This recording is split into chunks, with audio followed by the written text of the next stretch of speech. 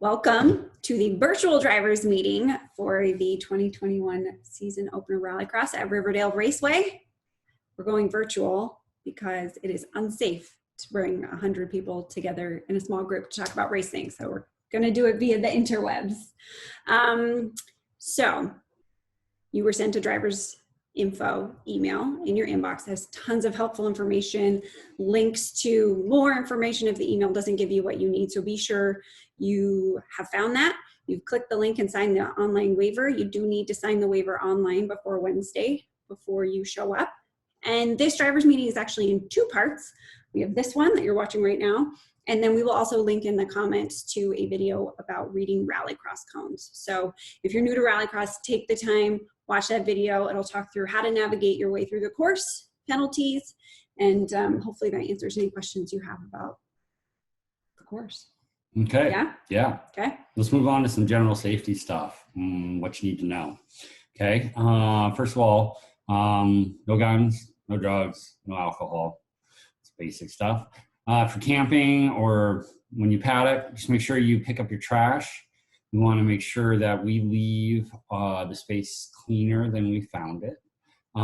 Dogs, they need to be on a leash all the time. Okay, there's motorcycles, there's cars, there's everything running around. We cannot have dogs off leash. So please make sure that they are on leash all the time. And your dogs cannot go out to your work assignment with you. You need to have a plan for while you're out working. That is correct. Okay. When you get there, you'll be stopped at the gate to confirm that you have signed the online waiver. As we discussed, you'll get a wristband. You need to pay $10. The $10 goes directly to Riverdale. They take cash only. The $10 is charged for anyone that's coming with you, except for kids under about 10 years old. You'll be directed to the paddock area, which is where you'll set up for the weekend. So this includes if you're camping, all of that exists in the same spot. So you'll want to unload your car, get it ready for a tech inspection, and just get your general area set up. And then you'll head over to tech inspection, which will be over by the timing tent. Mm-hmm. You want to talk about tech? Sure. When you get to tech, make sure the car is empty. That's number one thing. Make sure that you have your numbers on your car, as well as the class that you're running, the initials. So for example, stock all-wheel drive is SA. If you don't, what'll happen is they'll just send you away, have you do it, and come back. And so you'll just be doing loops in the tech line. So make sure car's empty. We'll be just doing a general safety check. We have more on that in the email, right? Mm-hmm. Link to that? Yep, Okay. there's a link to that in the email. Yep. Once you pass tech inspection, you will drive to registration. So please stay in your vehicle. Do not get out of your car. Just wait in line. So it's just a good way to reduce contact. For check-in, we'll verify that you are a valid driver. So be sure to have your driver's license with you. We'll confirm your class. We'll confirm your race number. Just make sure everything's right in the system for timing. And then we will just confirm your run group. Make sure you know when you're racing and when you're working. And then we'll send you on your way. You'll want to park back in the paddock area and then take time to walk the course. Walking the course gives you a good chance to see it at slow speed. Walk it a few times. If you are new, grab someone who's walking as well. They will surely be happy to provide you some pointers, give you some info. So just don't be shy there. You walk course. Once you've walked, be sure you know when you are supposed to either be in grid or be at your work assignment. It's important that you're where you need to be at all times. And so just give yourself enough time there. Yeah, I'd head up to there just a little bit early so that you can figure out where you're supposed to be, so on. Because you don't want to be that guy holding up everybody else. Yep. The day is split into a couple sessions. So we have the morning run group, and half of you will race in the morning and half of you will have a work assignment in the morning. We'll take an hour-long lunch break, and then we'll switch. So half will race in the afternoon, and then if you race in the morning, you'll work in the afternoon. Mm-hmm. So a couple things to know about the schedule. It is flexible. So once we start racing, we set time parameters, but we could go a little earlier, we could run a little late. Just be sure you're keeping tabs on what time it is when we end. we'll come back in an hour, that sort of thing. And if you ever have any questions, just ask at timing, but just know the times are a little flexible once we get going. All right. So let's talk about a little driver info. So when you get to grid, they're going to line you up. Before we race, you'll do a parade lap, so you get a chance to drive the course at a slow speed to see everything out there. At race time, we usually do anywhere from 4 to 6 laps, depending on the length of the course and how fast things are cycling through. So the course itself is marked out with cones. So we have that video we talked about earlier. More details in there. So if you don't know what's happening, I suggest you watch that video.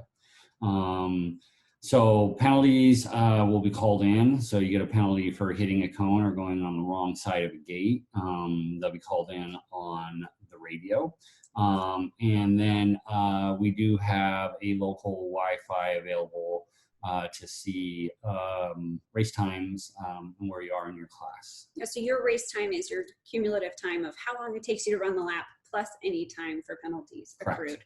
So when you want to see what your time was and see any penalties, you'll log into the Wi-Fi, which will be posted at the event. That is correct. And time and rally time, every lap counts, and the time is accrued through all of the laps. There's no throwaways. No dropped runs. Correct.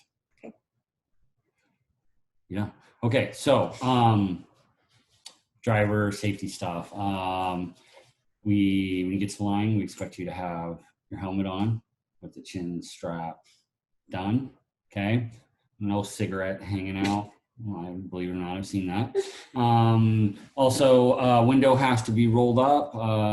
You can't have a space any bigger than approximately 2 normal sized person's fingers. And then red flag procedure. You also need to have your seatbelt on. Yes, you have to have a seatbelt on too. That is correct. Okay. And that includes your passenger as well on all of this. Window as well. So if you're a driver and you have no passenger, you can have the passenger side window if you don't mind your car filling up with dirt and whatever else. Rear windows also could be down. So the window next to a person has to be up. So that's driver and passenger. And since you're on the topic of passengers, your passenger can't have anything in their hands. No Right. phones, no cameras. They can't video. Anything has to be securely mounted, but it's your responsibilities to be sure that they know that. Yes. If they get caught with a phone in your hands, their hands, you will get red flagged. That's right. Yes, we will red flag the car if we see somebody holding, a phone up, and then basically your run is a DNF. So it is your responsibility to make sure that, your passenger is following those rules as well. So red flag procedure, let's talk about that. Let's say you got a red flag. It could be for anything, including not doing anything at all other than being behind somebody who did something. So when you see somebody waving a red flag, please come to a stop as quickly as you can safely. You do not have to lock up all 4 wheels and come to a screeching halt, but please come to a stop as quickly as possible. Wait there until a corner worker or course worker comes up to you and gives you some direction. They'll either tell you to, do the rest of the course at parade speed, turn around, whatever. Just follow their direction. Just wait for them. If you pass more than 2 people waving red flags at you, that earns you a conversation with me about paying attention to red flags and safety out on course and so on. So let's just not do that. Also, if you have a D-bead where the tire deflates itself, knocks itself off the rim, lets all the air out, and now you're riding on the rim, we will red flag you because of a rollover concern. We'll also give you directions as to what to do. Essentially, your first D-bead is a freebie. So if you D-bead, you have 10 minutes once you're clear of course to fix your tire and get back out or back up to the start line, in which we will let you do a rerun. If you happen to get a second D-bead, you will get red flagged again. It will be a DNF from then on. So make sure that your tire is properly inflated so that doesn't happen. You also get a 10-minute timeout. So for any reason you need to take time, most people do it for mechanical, but you don't have to. You can do it for any reason you like. You just have to let the captain of grid or timing know that you get that you're taking your 10-minute. It starts from when you are supposed to be at the line and going. You have to get back up to the grid and let them know that you're there within that 10-minute window. If you do it in 10 minutes and 30 seconds, you will be assessed a DNF, right? Yep, that's right. Yep. So one more thing. You're driving around the course and you see that there is a cone that is supposed to be upright or in a certain place and it is out of place. You have an option to drive through that element, or you have a opportunity to stop on course and point to the cone and let the course worker know this cone is out of position, at which point you will then get a rerun on a course that is corrected. Yes. When you finish, this is Riverdale specific, there's a pretty long drive on a gravel road to take you back to re-enter grid. Please follow the road, stay on the gravel or paved part. Do not cut across the grass unless you've been directed to by a worker. We want to be sure we try and preserve the grass that exists between those two areas. All right. Okay, that's everything about driver safety. We've talked a lot about course working, but let's kind of go into detail there. Like we said, everyone will have a work assignment. Your work assignment is required. If you do not show up for it, you will be disqualified from the event and we won't allow you back at future events. It's a requirement for being a part of the race. Most of you, your work assignments will be out on course, picking up and replacing cones. When you're out there, be sure you're wearing an orange vest. We will provide them. You're welcome to bring one of your own, but it has to be orange. Yes, and you have to wear it on the outside. You do have to wear it on the outside. So I have actually seen somebody put a coat over it. Oh, they probably forgot. It totally defeats the purpose. Yes, so be sure you're wearing your orange vest. You need to be on your feet at all times. You need to have your eyes up at all times. So no phones, no cameras. You need to really be focused. It's a safety issue. So the expectation is that you watch every car go by. You'll have an area that you're responsible for. So be sure you know your area and also be sure you know your cones, exactly where they are. Keto gives people a lot of good tricks about using a rock or a stick to sort of indicate the alignment of a cone or help teaching you to like pace out between the cones so you know exactly where they should go. If someone comes through and hits a cone, knocks it over, you want to be sure to signal that to your captain, who will have a radio and will radio it in. And then it's your responsibility to get it back into its original position. One thing to note, if you can't get it back into its original position before the next car comes, let's say somebody comes through and takes out 1 million cones, just leave them. We'd rather make sure you are safe than make sure the course is set. And as you just heard, we have a procedure for if somebody comes up on some cones that are down, we can handle it. Yes. If you're finding that the cars are coming too close together for you to reset that, let's say you have a busy corner, let your captain know. They can radio it in and we can put a little bit of space between the cars. Yeah, we can definitely give a little more space. Yeah. You want to talk about radio calls? Yeah, radio call. So those of you who are out on course are going to be holding one of these little devices. Each corner will have a captain that has one. Not, if you're new, don't worry, you won't be responsible for covering the radio. And the technology in this thing is that when you speak in one end, at the other end we hear it. Okay. Just kidding. Okay, so when you're talking on the radio and you have to make a radio call, there's a button on the side to talk. So what we want you to do is we want you to push the button when the airways are clear. First of all, please don't do it when somebody else is talking because then it cancels out both of you. Okay, so wait till the air is clear. Push the button down, wait a moment, then start speaking. Okay, so COM 3, 1 cone on car 28, COM 3. Okay, and then you'll get a call back from timing usually saying, thank you, COM 3, and then you know you're done. If you don't get a response back, wait again, just make sure the airways are clear and ask if timing heard you. Sometimes there's another call coming in and we don't know. We heard that you were coming in. Or sometimes there's a really loud car that's going by and somebody's making a radio call and all you hear is the sound of exhaust. Yep. And if you are, if there's a lot of chatter on the radio and you have a penalty to call in, it's okay to wait. So let's say you have one car go by and they get a cone and you have another car go by and they get a cone and the airwaves have been busy. just keep a quick log, radio it in all Right. at once. That's totally fine. The most Yep. important thing is just getting the calls to us clearly Right. and making sure other people can as well. Right. And it really helps to actually see the numbers on the car. It's really Call in. tough. Yeah, it's really tough when you call in and, somebody says, yeah, like 2 cones on the blue Subaru. And we're like, okay, well, which one was that? So, and then also, it's important, competitors also, make sure your numbers are clear, especially this time of year, a lot of dirt and mud gets kicked up there. And then sometimes your numbers are covered. So, grab some water or something and wash it off, makes it easier, so. Yeah. Yeah.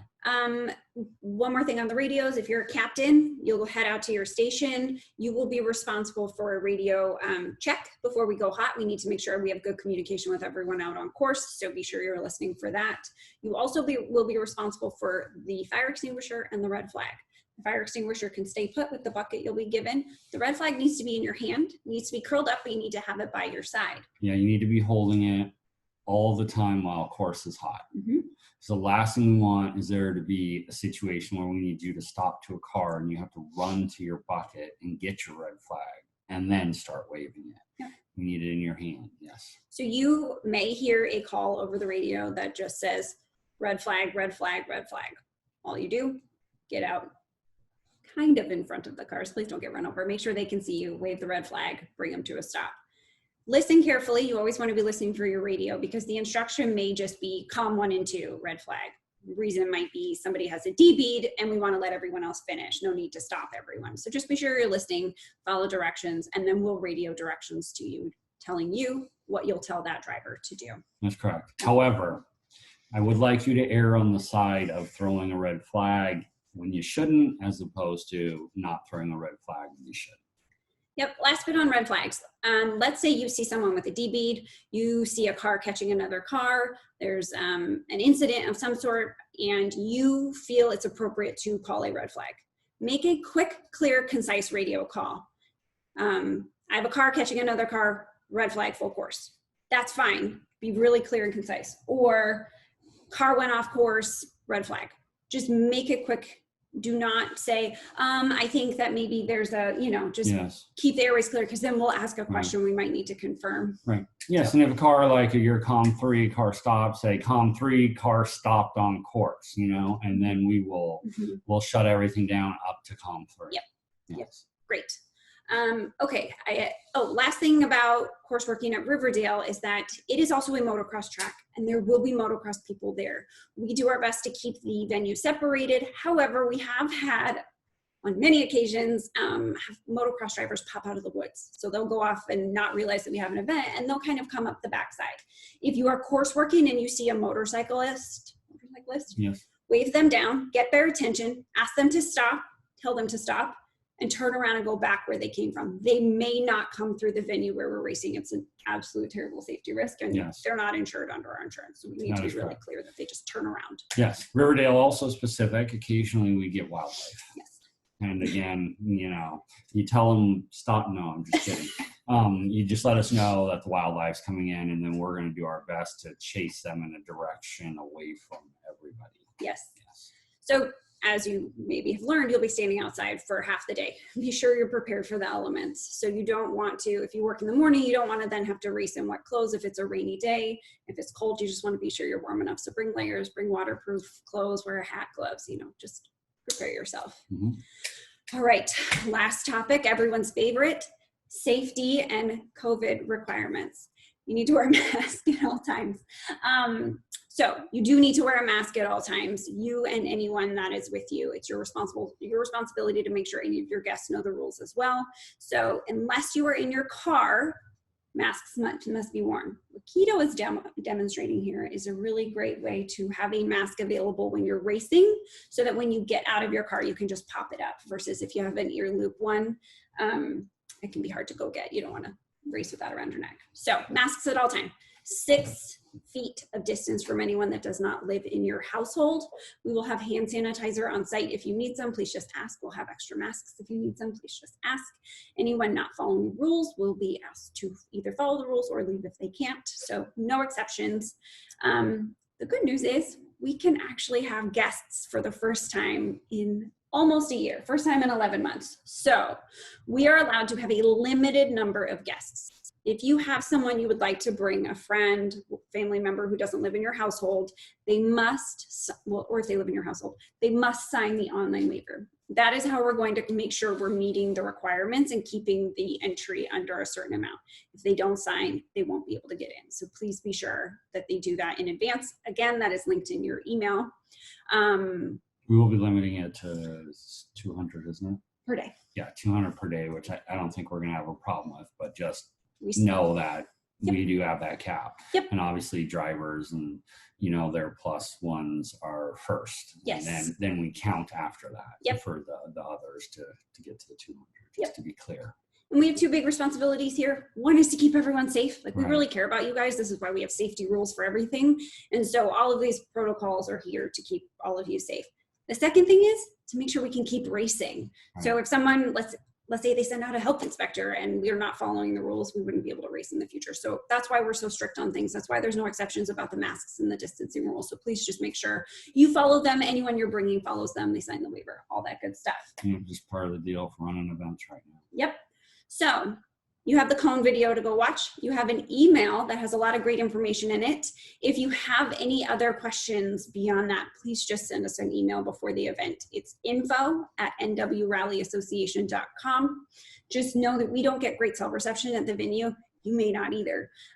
So if you have a question, ask it well in advance of Friday. Friday we'll be down at the venue setting up. It'll probably take us hours to get back to you because we'll have to wait till we're connected to Wi-Fi back at the hotel. Yeah, we probably won't be responding to messages on Friday until Friday evening. Mm-hmm. So, if at all. Yeah, so just get ahead of it. Yep. We're really excited for a great event. Thank you for being a part of it. Thank you for racing with us. We forgot to introduce ourselves at the beginning. So just so you know, I'm Katie. This is Keto. And that's Keto. And I'm Katie. Sure, whatever works. If you see us at the event, you will see us at the event. Please feel free to say hi. We look like this. Ask us if you have any questions. We will look like that. We're really excited to kick off the season and have you all out there.